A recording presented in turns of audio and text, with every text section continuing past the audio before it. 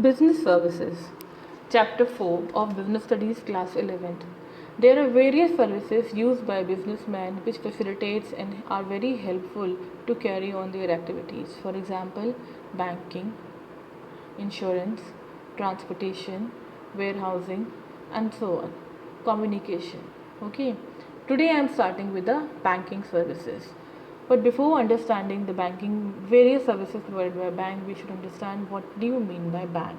Bank is an institution which accepts deposits for the purpose of lending them, and the difference between the interest rates of loans received, loans given, and deposits received is the actual income of your main source of income of the banks. Okay, but apart from these primary functions of giving loan, what are those primary functions? Accepting deposits and increasing the saving habits among the customers and providing loans. There are two main functions of any bank. They have to accept, in order to an institution to be called as bank, they have to accept deposits as well as to provide loans. That is why we don't term Muthoot Finance as a bank. Why? Because it is a financial institution. They are providing only loans and they are not accepting deposits, right? So only those institutions who perform both the functions, accepting deposits as well as providing loans, are termed as banks. Now moving to the other services. Apart from these main functions, primary functions of bank also provides various other functions, services like giving you a bank draft, also known as DD. बोलते नहीं, DD बनवाना है, ये करना है, वो करना है, तो DD, that is demand draft. तो they also provide you service of giving demand draft, bank overdraft, banker's check, cash credit, RTGS, and NEFT. These are popular forms of banking services which we are using widely in current scenario. Okay.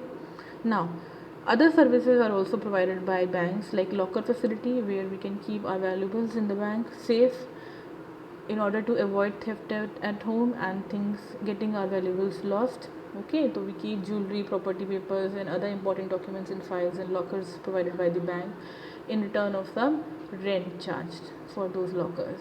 Moreover, they also facilitates the agency functions like paying our bills on our behalf on our standing instructions, like insurance premium, paying rent, payment of the rent, etc. Okay, so bank. Now we are coming on to the main functions, main services after your primary functions, which are very popular these days. तो locker you all know, ठीक है. आप agency functions also you will study detail in next coming class, in class 12th. तो here we are focused on these 6 other services. So what are these 6 services? Let's see. Bank draft. What do you mean by bank draft? Bank draft is an order issued by a bank to pay the specific amount to the person whose name is mentioned in that. Bank draft is an order. ये order है कि इसमें एक particular amount पे करना होता है, जिसके नाम पे ये डीडी बना है उसको मिलेगा, और कैश में नहीं मिलेगा, उसके अकाउंट में ये ट्रांसफ़र होगा. तो ये safe way of mode of payment है. कई कॉलेजेस एंड स्कूल्स जब एडमिशन करते हैं तो वो डीडी के फॉर्म में ही फर्स्ट फीस चार्ज करते हैं, because it goes directly to the account of the school or institution, as well as there is no chances of fraud also. Their customer who is paying fees and making payment, he also got a receipt, and the person who is receiving the money, he also gets a proof कि हाँ payment has been done. Okay, there will be no defaulting, no bouncing of the check. जैसे normal check हम काटते हैं वो bounce भी हो सकता है, बट डीडी श्योर्ड है बिकॉज वो अमाउंट आपका डेबिट करा जाता है आपके अकाउंट से, then it has been framed and drafted. तो बैंक ड्राफ्ट में पहले अमाउंट चार्ज हो जाता है, उसके बाद वो चेक बैंक अपने ब्रांच का काट के देती है. Okay, that is demand draft. तो ये सिक्योर्ड पेमेंट फॉर्म है, ये बाउंस नहीं होगा, ये श्योरिटी है कि ये 10,000 के अगर मैंने डीडी को बना के पेमेंट करा है किसी भी चीज़ का, तो वो सिक्योर्ड है कि इट विल नॉट बाउंस, क्योंकि वो मनी पहले बैंक ने चार्ज की है, तब ये डिमांड ड्राफ्ट बना के दिया है. चेक में क्या होता है, चेक आप पहले काट देते हो, फिर वो बैंक में प्रेजेंट होता है, फिर वो अकाउंट से डेबिट होता है। यहाँ उल्टा चलते हैं, अपोजिट जा रहे हैं। हम पहले बैंक जो है अमाउंट कट कर लेता है या कैश में आपसे चार्ज कर लेता है, तब एक चेक काट के देता है, that is known as bank draft. ये safe and secured mode of payment का तरीका है, ये बाउंस नहीं होगा। श्योरिटी है कि डीडी बन के मिला है तो ये पेमेंट मिलेगा ही, हमारे अकाउंट में ट्रांसफ़र होगा ही होगा। Bank OD, that is also known as bank overdraft. Now what do you mean by this term? overdraft यानी कि आपके अकाउंट में जो पैसा है उससे ज़्यादा आपने ओवरली ड्रॉ किया। You have withdrawn, the customer has withdrawn the money more than amount in his account. Suppose I am having only 5,000 in my account, but I require 15,000 at present, or I have issued a check of 15,000 to any of my customer or supplier, और वो check present हो गया, ठीक है, but मेरे account में सिर्फ 5,000 रुपये हैं। If I have taken a facility of bank OD limit, if I have got from the bank, ठीक है, वो आपको बैंक इशू करती है। हर कोई जाके ओवरड्रॉ नहीं कर सकता कि ओह 2,000 है मेरे अकाउंट में तो क्या हुआ 1,00,000 रुपये निकाल लेते हैं, ऐसे नहीं होता। ये जनरली फैसिलिटी है फॉर बिजनेसमैन। तो बिजनेसमैन के लिए फैसिलिटी है, क्योंकि because the whole day they are making lots of payments and receiving money. तो कब आ रही है कब जा रही है, दे कांट हैव रिकॉर्ड, और कब कौन सा चेक प्रेजेंट होगा ये भी उनको नहीं पता होता है। तो in order to maintain the goodwill and reputation of the businessman, his own customer, bank has provided a facility of bank overdraft. You can overdraw, that limit will be, कितना आप overdraw कर सकते हैं। ये नहीं कि 50 लाख रुपए overdraw कर लिया 5,000 के अकाउंट पे, ऐसे नहीं होता है।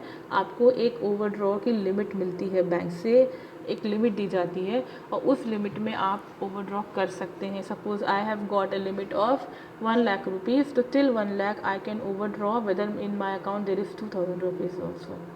अब इसका क्राइटेरिया क्या होता है, वो हमारी पासबुक चेक करते हैं, उस पासबुक में देखते हैं फ्रीक्वेंट एवरेज ट्रांजेक्शन। अब यहाँ पे स्टैटिस्टिक्स का यूज़ होता है, फ्रीक्वेंटली कितना हमारे पास ऑन एन एवरेज अकाउंट में पैसा मेंटेन रहता है, that on that basis they decide our OD limit. Okay, कितना पैसा मिनिमम हमारे अकाउंट में रहता है उसके हिसाब से ही ओडी लिमिट डिसाइड होती है, ठीक है। तो बैंक ओवरड्राफ्ट में क्या होता है, bank customer can withdraw more amount than present in his account. उसके अकाउंट में जो पैसा है उससे ज़्यादा वो विड्रॉ कर सकता है, या उससे ज़्यादा का चेक ऑनर बैंक कर देगा। Letter on that will be, customer will pay that amount with interest back to the bank. ये एक टेम्परेरी काइंड ऑफ लोन है in order to maintain the reputation as well as goodwill of the businessman. तो इसमें क्या होता है, एक OD limit bank sanction कर देती है, और बैंक कस्टमर जो होता है जनरली बिजनेसमैन के लिए ये फैसिलिटी है, businessman can withdraw more amount than available in his bank account in order to maintain his reputation and goodwill.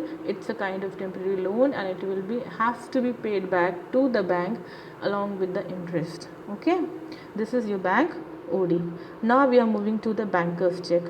अब bank draft and banker's check both are almost same. ये भी एक order है to pay a particular amount to the person whose name is written on the check. ये भी एक order है। दोनों में डिफरेंस क्या है, दोनों में डिफरेंस ये है कि जो बैंक का चेक है वो सिर्फ एक पर्टिकुलर सिटी के अंदर ही पेबल है। डिमांड ड्राफ्ट आप कहीं भी ऑल ओवर इंडिया पे कर सकते हैं, लेकिन जो बैंकर्स चेक होता है, चेक वर्ड पकड़ लो तो कन्फ्यूजन नहीं होगा, C for cheque, C for city, ठीक है। ड्राफ्ट जो होता है वो all over India, all over कहीं भी आप उसके कोई रिस्ट्रिक्शन नहीं, प्लेस रिस्ट्रिक्शन नहीं है। डिमांड ड्राफ्ट कहीं भी के लिए भी आप बनवा सकते हैं, वो ऑनर्ड होगा। लेकिन जो बैंकर्स चेक होता है, ये जो होता है सिर्फ सिटी के अंदर पेबल होता है। यही दोनों में डिफरेंस है, बाकी सेम है। यहाँ भी क्या होता है, आप जाते हैं, फॉर्म भरते हैं बैंकर्स चेक के लिए, आपको अकाउंट से वो अमाउंट डेबिट किया जाता है, अमाउंट निकाला जाता है और एक चेक आपको दे दिया। ये भी सिक्योर्ड मोड ऑफ पेमेंट है, बट इस पर रिस्ट्रिक्शन है, it has to be paid within the honoured this bankers cheque will be honoured within particular city only. Lucknow में बना है तो लखनऊ में ही ऑनर्ड होगा, ये नहीं कि बैंगलोर में एडमिशन ले रहे हैं और लखनऊ से चेक काट के दे दिया और बैंगलोर में जाके लगा दिया तो ये ऑनर्ड नहीं होगा, तब आपको डीडी चाहिए होगा। इसीलिए प्रेफरेबली डीडी मांगा जाता है, ना कि बैंकर्स चेक। बैंकर्स चेक आपके लोकल एरिया के लिए, लोकल टाउन के लिए एलिजिबल है। Okay, next we are coming on to what we are coming on cash credit. Now what do you mean by cash credit? यानी कि अब हम यहाँ पे कैश क्रेडिट की बात कर रहे हैं, तो ये कैश क्रेडिट क्या होता है? It is also a loan. ये सारी सर्विसेज जनरली लोन ही है एक तरीके से। It is also a loan which is given to the borrower against the current assets like stock. Mainly stock के अगेंस्ट मिलता है, जितनी स्टॉक की वैल्यू होती है उतनी हमको सीसी लिमिट मिल जाती है। कैश क्रेडिट का शॉर्ट फॉर्म है सीसी, ठीक है। तो इन क्या बोलूँ मैं, गिरवी रख के एक तरह से आप बोल सकते हैं, जितनी हमारे स्टॉक की वैल्यू है मेनली, या शेयर्स की वैल्यू है, बॉन्ड्स की वैल्यू है, उस वैल्यू के लिमिट तक हमको जो है सीसी लिमिट बैंक इशू कर देती है। ये एक टेम्परेरी लोन है गिवन टू द बोरोवर्स, और जो लिमिट सैंक्शन होती है वो अमाउंट हमको हमारे अकाउंट में क्रेडिट कर दिया जाता है, ठीक है। और जनरली सीसी लिमिट जो होती है वर्किंग कैपिटल के लिए यूज़ करते हैं बिजनेसमैन, यानी कि डे टू डे जो ट्रांजेक्शन्स होते हैं, डे टू डे जो एक्सपेंसेस होते हैं सीसी लिमिट से वो मीट करते हैं। Okay, now RTGS. Now what do you mean by RTGS? The full form of RTGS is real time gross settlement. And what is the full form of NEFT? It is National Electronic Fund Transfer. ये मैंने दोनों साथ में क्यों बोले? मैंने दोनों साथ में इसीलिए बोले क्योंकि ये दोनों ऑलमोस्ट इलेक्ट्रॉनिक फंड ट्रांसफ़र के तरीके हैं। There are two different ways of transferring funds using any electronic media. Okay, two different ways. अब डिफरेंट क्यों है? दोनों का काम क्या है? मनी ट्रांसफ़र का। सुनते नहीं होगे मनी ट्रांसफ़र? वेस्टर्न यूनियन ने ये कॉन्सेप्ट लेके आया था। वेस्टर्न यूनियन का आपने सुना होगा, ऐड भी देखा होगा कि सन कॉल्स अ फादर और फ्रेंड कॉल्स अ फ्रेंड कि जो है आई नीड मनी, तो he just clicks one button and says कि हो गया, हाँ it's done, I receive the money, thank you. तो ये मनी ट्रांसफ़र का एक एडवर्टीजमेंट आया था टेलीविज़न पे, and generally this concept has been started with from them only, money transfer. तो RTGS एंड नेफ्ट जो होते हैं, ऑनलाइन जब हम मनी ट्रांसफ़र करते हैं एक अकाउंट से, बैंक अकाउंट से दूसरे बैंक में जब पैसे ट्रांसफ़र होते हैं, इसको बोलते हैं इलेक्ट्रॉनिकली ट्रांसफ़र ऑफ फंड्स। तो यही वर्ड आया आपका EFT, इलेक्ट्रॉनिक फंड ट्रांसफ़र।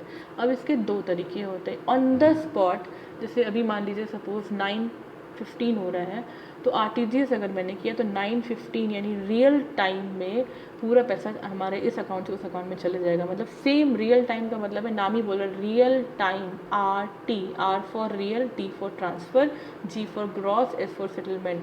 तो रियल टाइम से वो याद रखना है कि सेम टाइम पे अमाउंट एक बैंक अकाउंट से दूसरे बैंक अकाउंट में ट्रांसफ़र हो जाएगा और वो वहाँ पे ATM से निकाल सकते हैं, रियल टाइम।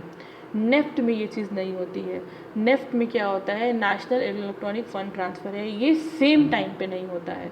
यहाँ पे क्या होता है, इसको जनरली 1/2 एन आवर से लेके जब मैक्सिमम 2 वर्किंग डेज लग सकते हैं, depending upon the network availability and issues, right. तो आधे घंटे में भी पहुँच जाता है, 1 घंटे में पहुँच जाता है, नेक्स्ट डे वर्किंग डे तक भी, मैक्सिमम 24 आवर्स में ये ट्रांसफ़र हो जाता है नेफ्ट का। लेकिन RTGS सेम टाइम पे, रियल टाइम पे, सेम टाइम पे इस अकाउंट से उस अकाउंट में पैसे चले जाता है। Okay, this is the difference between the two. So these were the various services which are very popular these days among the businessmen and very helpful for the businessman. And this bank DD, bank cash credit तो नहीं, cash credit is mainly for the bank businessman. आपका bank overdraft is also for a businessman. बाकी जितनी services हैं जो 4 बची हैं, bank DD हो गया, बैंकर्स चेक हो गया, RTGS हो गया, नेफ्ट हो गया, are very very popularly used by all the customers of the bank. Okay,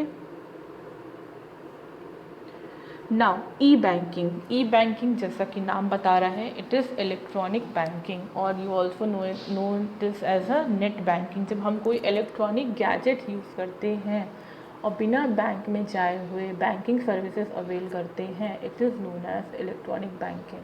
हम यहाँ पे क्या करते हैं, इलेक्ट्रॉनिक गैजेट से इंटरनेट यूज़ करते हुए बैंकिंग सर्विसेज अवेल करते हैं, it is known as e banking. अब ये ई बैंकिंग में कौन कौन सी सर्विसेज वेरी पॉपुलरली आजकल मिल रही है, एक तो है इलेक्ट्रॉनिक फ़ंड ट्रांसफ़र, ये जो हमने अभी प्रीवियसली बात कर ली नेफ्ट की और आरटीजीएस की। ठीक है, आरटीजीएस मतलब सेम टाइम पे पैसा ट्रांसफ़र हो जाता है एक अकाउंट से दूसरे अकाउंट पे, और नेफ्ट में मैक्सिमम 24 आवर्स लग सकते हैं और मिनिमम आधे घंटे में भी ट्रांसफ़र हो सकता है, सेम टाइम पे नहीं होगा। ठीक है, that is your fund transfer from one account to the another. दूसरा क्या है, दूसरा है एटीएम। एटीएम बहुत सुना होगा। ठीक है, दैट्स मतलब क्या है, फुल फॉर्म क्या है, ऑटोमेटेड टेलर मशीन, जहाँ से हम बिना बैंक में जाए हुए, अगर मेरे पास डेबिट कार्ड है, क्रेडिट कार्ड है, तो हम मनी विड्रॉ कर सकते हैं। वेरियस प्लेसेस पे ये मशीन्स लगे होती हैं, जनरली कॉमन एरियाज़ में और मार्केट एरियाज़ में ज़रूर लगी होती हैं, तो हमें कैश लेके चलने की ज़रूरत नहीं है। अमाउंट वहाँ से निकालिए, पेमेंट कीजिए, चुपचाप घर चले जाइए। एटीएम, ठीक है। नाउ ये आपका हो गया एटीएम। अब आते हैं पीओएस। पीओएस क्या होता है, इसका फुल फॉर्म है point of sale. Point of sale ये वो नहीं है जो रिवॉर्ड पॉइंट मिलते हैं, वो एक दो स्टूडेंट्स ने मेरे को बोला भी कि मैम ये पॉइंट्स हैं जो हम लोग सेल करते हैं तो हमको पॉइंट्स मिलते हैं, जो जैसे बिग बाज़ार देता है।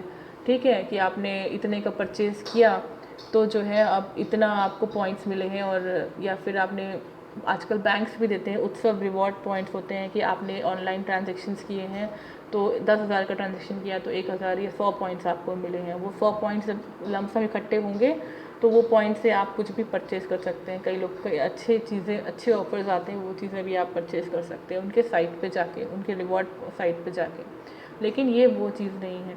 पॉइंट ऑफ सेल का मतलब है जिस पॉइंट पे सेल हो रही है उस पॉइंट पे अगर आप बिना कैश दिए अगर पेमेंट कर रहे हैं using their machine. Point of sale की स्पेसिफिक मशीन होती है, जो छोटी सी मशीन नहीं रखी होती है ब्लैक कलर की जिसमें आपका कार्ड स्वाइप होता है, that is point of sale machine. जब आप कार्ड स्वाइप करके विदाउट कैश आप पेमेंट करते हैं जहाँ पे सेल हो रही होती है, सेल पॉइंट पे जब आप कार्ड को स्वाइप करके पेमेंट करते हैं और कैश नहीं देते हैं, it is known as point of sale. ठीक है, पेमेंट किया लेकिन कैश से नहीं किया, कार्ड को स्वाइप करके करा, तो वो जो मशीन होती है ब्लैक कलर की आपने देखी होगी, आजकल तो और छोटी हो गई हैं, बड़ी स्लीक सी आने लग गई हैं। आजकल तो कुरियर वाले हाथ में लेके चले जाते हैं वो मशीन, मिंत्राज एंड ऑल में, कि आपको कार्ड पेमेंट करना है तो ये मशीन है, उसमें कार्ड स्वाइप करते हैं और वो तुरंत पेमेंट हो जाता है। तो ये पॉइंट ऑफ सेल है कि जहाँ पे सेल हो रही है उस पॉइंट पे मशीन में जब कार्ड स्वाइप करके आपने पेमेंट किया, that is known as POS. अब बाय कार्ड भी हम ऑनलाइन सर्विसेज यूज़ कर सकते हैं। कई सारे पेमेंट्स होते हैं, मोबाइल को रिचार्ज करना होता है, बिग बास्केट के पेमेंट्स करने होते हैं, या ऑनलाइन शॉपिंग के पेमेंट्स करने होते हैं, या इंश्योरेंस के पेमेंट करने होते हैं। कोई भी एक्सपेंसेस अगर आप ऑनलाइन पे कर रहे हो using your cards, debit card और क्रेडिट कार्ड्स, तो it is known as also electronic services availing from the banks. अब कार्ड्स भी दो तरह के होते हैं, you all must be knowing, debit cards and credit cards. Debit cards क्या होते हैं, ये आपके अकाउंट से लिंक्ड होते हैं। ठीक है, तो यानी कि आपके अकाउंट में जितना पैसा है, मनी है डिपॉजिटेड, उतना ही आप खर्च कर सकते हो। डेबिट कार्ड में ये लिमिट हो जाती है, इधर आपने वो 5,000 रुपीज़ की परचेज़ करी, उधर आपके अकाउंट से 5,000 रुपीज़ डिडक्ट हो गए। लेकिन अगर आपके अकाउंट में सफिशिएंट फ़ंड नहीं होता, 2,000 रुपये होते और आपको परचेज़ 5,000 की करनी होती, तो वो प्रोसेस नहीं होता, वो पेमेंट सक्सेसफुल नहीं होता because of shortage of fund. क्योंकि डेबिट कार्ड्स क्या करते हैं, आपके अकाउंट को डेबिट करके अमाउंट आपके अकाउंट से डिडक्ट करके पेमेंट इंश्योर करते हैं, वो आपके अकाउंट से लिंक्ड होते हैं, सेविंग अकाउंट से लिंक्ड होते हैं। लेकिन क्रेडिट कार्ड में ऐसा नहीं होता। क्रेडिट कार्ड में क्या होता है, credit card generally, credit word देखो अगर फोकस करो तो इसका मतलब क्या है कि अभी आपको आप पेमेंट कर दे रहे हो क्रेडिट कार्ड से, तो आपका बैंक आपके बिहाफ पे पेमेंट कर रहा है, उसने आपको एक क्रेडिट कार्ड की लिमिट दी हुई है, अगेन लिमिटेड से, ठीक है, लिमिट दी हुई है कि आप इतने तक का पेमेंट कर सकते हो। ठीक है, वो अलग अलग कार्ड होते हैं, उनके हिसाब से उनके अलग अलग चार्जेस होते हैं बैंक्स के। ठीक, तो इतने अमाउंट तक का आप पेमेंट कर सकते हो, बट वो आपने कर दिया, आपके अकाउंट से वो माइनस भी नहीं हुआ, डिडक्ट भी नहीं हुआ, लेकिन क्या हुआ, वो एक काइंड ऑफ टेम्परेरी लोन है to purchase goods and services. तो आपके बिहाफ पे बैंक ने पे कर दिया, अब आपको वो पैसा बैंक को वापस करना होगा विद इंटरेस्ट। अब सिंस कंपटीशन बहुत बढ़ गया है, शुरू में तो तुरंत इंटरेस्ट लगता था, बट अब since competition has been raise because the private banks, तो व्हाट हैपन्स कि एक टाइम लिमिट दी जाती है कि इस टाइम लिमिट के अंदर अगर आपने पेमेंट कर दिया तो no interest will be charge. If आपने पे बैक कर दिया बैंक को तो no interest will be charge. लेकिन अगर आपने टाइम लिमिट क्रॉस कर दी, एक्सपायर हो गया है, then you have to pay good amount of interest along with the principal amount which you have use to make payment for purchase of goods and services. तो debit card और credit card में क्या difference है? Debit card जो होता है आपके account से लिंक्ड होता है, और जब आप परचेजेस करते हो तो वो आपके अकाउंट से वो पैसा डिडक्ट होता है और उधर पे होता है, ठीक है। That is not a loan, you are using your savings to make payments, correct. But credit card में क्या होता है, it is a temporary loan given by the bank on your behalf. Bank is paying, making payments, and later on you have to pay back to the bank along with some interest, or if you have paid on time so no interest. Okay, this is the difference between debit cards and credit cards.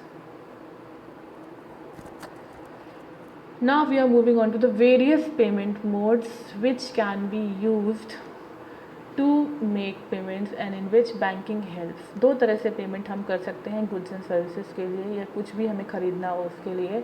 वो तरीके क्या होते हैं? First है cash payment.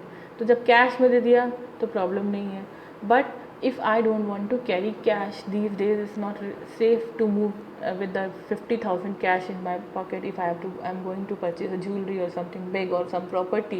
लाखों रुपए लेके brief case, मुझे मूवीज़ में दिखाता था कि ब्रीफ केस ले गए और आपने पेमेंट कर दिया ज्वेलरी का, प्रॉपर्टी का, या ब्लैक मार्केटिंग कर दी, वो अब सीन नहीं रह गया। अब मूवमेंट होता है कैश का, पेमेंट्स होते हैं कार्ड से, जनरली कार्ड से, या फिर आपके आरटीजीएस से या नेफ्ट से या अदर वॉलेट से। वॉलेट भी होते हैं आजकल, आपका अमेज़न वॉलेट चल रहा है, तो ये एयरटेल ने भी वॉलेट शुरू कर दिया है, गूगल ने भी है, कई चीज़ें हो गई हैं, वॉलेट्स आ गए हैं, आपके पीओएस आ गया है, यूपीआई आ गया है, भीम ऐप आ गया है, पेटीएम आ गया है। तो all these are the digital modes through which you can make payments. We have discussed plastic cards. Plastic cards includes debit cards and credit cards, जहाँ पे आपको कैश पेमेंट नहीं करना होता, अपने कार्ड के थ्रू करते हैं। अभी हमने जस्ट ये पढ़ा डेबिट कार्ड क्या है, क्रेडिट कार्ड क्या है, दोनों में डिफरेंस क्या है। अब ई बैंकिंग में point of sale, this also we have done. UPI is what, UPI also we will discuss. भीम ऐप आपको पता है ये गवर्नमेंट का है, और भीम ऐप में क्या होता है कि आप पेटीएम की तरह यूज़ करते हैं, आप पे आराम से पेमेंट हो जाता है। वॉलेट्स में आप पहले कार्ड से पेमेंट ट्रांसफ़र करते हो, आजकल तो ओला का वॉलेट भी चलता है, ठीक है। वॉलेट में आप अपने कार्ड से पेमेंट मनी ट्रांसफ़र करते हो और उसको पे करते जाते हो, वहीं से वहीं वो डिडक्ट होते चले जाता है, और जैसे ही वो वॉलेट में पैसा ख़त्म होता है they will remind you again, आप उसको पैसे को फिल कर दो, फिर वो खर्च करता है। तो बार बार आपको कार्ड के डिटेल्स शेयर करने की ज़रूरत नहीं है। माइक्रो एटीएम, एक एटीएम होता है जो आपके मार्केट प्लेसेस पे, पॉपुलर स्ट्रीट्स पे लगे रहते हैं और आप जाते हैं वहाँ से पैसे निकालते हैं। माइक्रो एटीएम क्या होता है? माइक्रो एटीएम में आपके पास बैंकर वो मिनी मशीन लेके आता है। कई बार आपने देखा होगा एसबीआई की ब्रांचेस में, आई हैव सीन, अगर आप चिन्हट साइड गए हों तो कटौता ब्रांच पे भी आपने देखा होगा, they are having small machines with them, POS machine जैसी मशीन रखी होती है। तो वो लोग क्या करते हैं, अब जो है आपको लाइन लगाने की ज़रूरत नहीं है, अब वो लोग गिनते भी नहीं है, वो उसमें ही आपका कार्ड स्वाइप करते हैं, पेमेंट लेते हैं, पेमेंट देते हैं, उन we using that machine, that is your micro ATM. Okay, ये है। अब हम आते हैं यूपीआई रह गया हमारा। यूपीआई क्या है? Unified payment interface. Under this system any customer holding any bank account can send and receive money through UPI based app. जहाँ पे यूपीआई बेस्ड ऐप होगा उस और अकाउंट होगा आपके पास, तो आराम से आप मनी ट्रांसफ़र कर सकते हैं, इधर से उधर पेमेंट्स बना सकते हैं, बट इसके लिए आपको ऐप रखना होगा, ठीक है। This is what, these are the various modes of payments used and provided by banking to their customers, yeah, to us, to make our life easy and cashless. Okay, next class we will go and deal with insurance.